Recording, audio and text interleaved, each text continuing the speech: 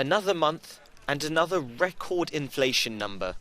Prices in the Eurozone rose by 10% in the 12 months to September. In comparison, just a year ago, prices were rising at only 3.4%. Once again, the biggest driver of inflation was energy, rising by 40% in 12 months. Food, alcohol and tobacco were also big drivers, although less than in previous months. But the trip to the pumps may continue to be painful for some time. The war in Ukraine has disrupted global oil and gas supply. Europe is heading into a hard winter, which may include forced reductions in energy as countries struggle to cope with the scarcity of gas. The worry is if energy inflation continues to remain high, it will lock in price rises in other sectors of the economy, perhaps for the long term. The election in Brazil may have consequences for the implementation of the trade agreement between the EU and the Mercosur. In 2019, the two blocs signed a trade agreement considered to be the world's largest at the time.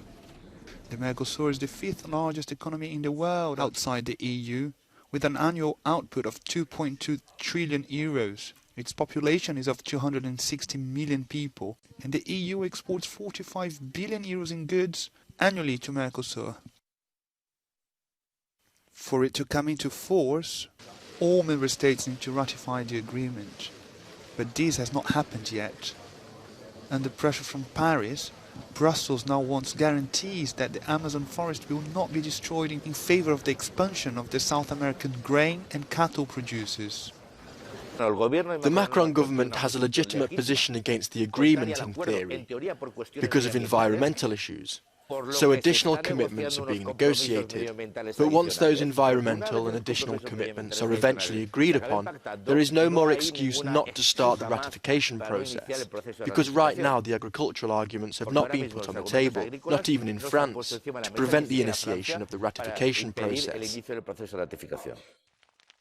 Deforestation figures in Brazil have increased since the election of Jair Bolsonaro, as have budget cuts to environment-related federal agencies. There's a very significant reduction in the rate of deforestation between about 2004 and 2012. It comes down about 80%, which shows that when there's political will, there is an infrastructure in place for Brazil to monitor and to deter and to curb the rate of deforestation. The deal with Mercosur sets environmental targets for all of its signatories. Many countries in the EU, for example, are also far from their own CO2 targets.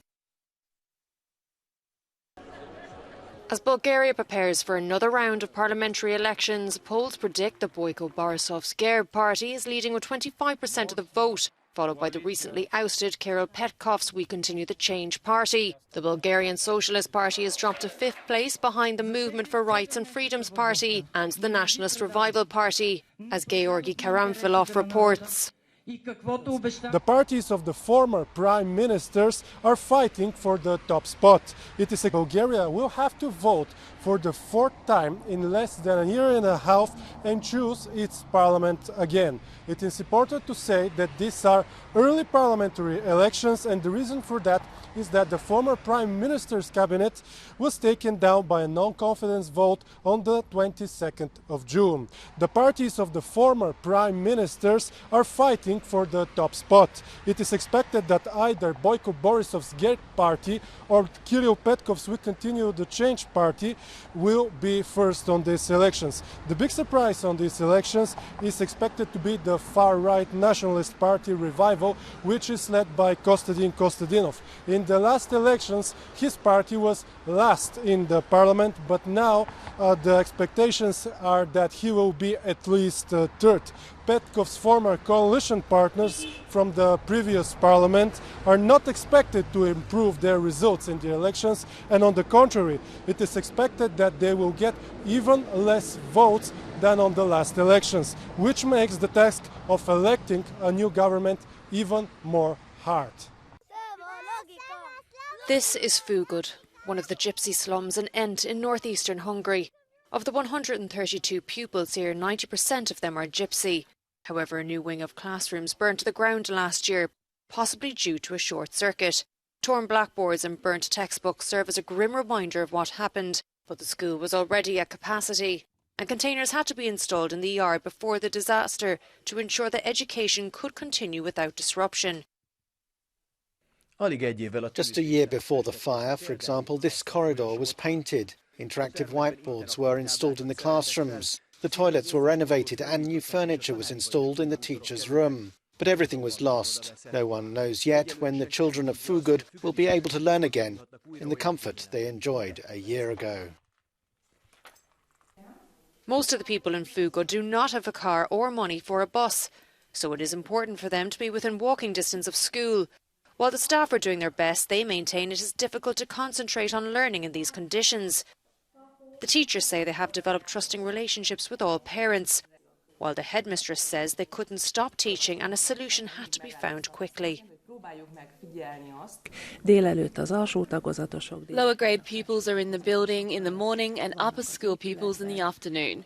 Catering for the pupils is the same as before, so they are provided with breakfast, lunch and snacks. But as winter approaches, students and teachers alike are anxiously waiting for renovations to begin. After the disaster, there were only 3 toilets left in the institution, 1 for teachers and 2 for students. The local mayor says he has called on members of parliament many times to resolve the problem, but they have yet to provide funds. This comes as Budapest plans to build a new national athletics centre with construction costs totalling €310 million. The new British monarch's coins have been unveiled and the official period of mourning for Queen Elizabeth II over. So the Royal Mint has been making coins for the UK for over 1100 years, and actually each time there's a new monarch, the Royal Mint's made a new coin with a portrait of the new monarch. And when first we used to make coins, actually that was the only way that people could know what the monarch actually looked like, not in the days of social media like now. King Charles III's portrait will now appear on a special £5 crown and 50p coin commemorating the life and legacy of the Queen. To describe the image that people will see, King Charles III faces to the left in the opposite direction to the late Queen. The inscription, the words around the portrait read Charles III, by the grace of God, King, Defender of the Faith, and it carries the date as well. And all those elements are very, very traditional. Both coins will enter circulation by the end of this year. Green carbon. The Zurich Film Festival is one of the great autumn cinema events, offering a rich competition of films from Europe and elsewhere, as well as numerous previews and tributes in the presence of international stars. Liam Neeson and Diane Kruger were there this week, and 2 European actors were awarded with a Golden Eye, the French-English actress Charlotte Gainsbourg and the British Eddie Redmayne. This exhibition at the National Gallery in London features paintings by one of Europe's best-known figurative painters, Lucian Freud. It covers a lifetime of work, showing how Freud's paintings evolved over 70 years of practice. Throughout his long career, Freud sought to get closer to his models, to pierce their intimacy through the pigments of his paint.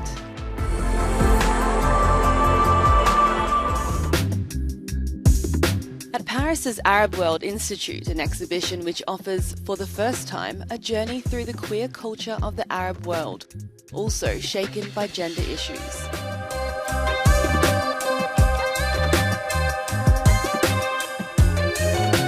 "23 artists from Iran, Afghanistan, Morocco, Libya and more make up the exhibition called Habibi, The Revolutions of Love."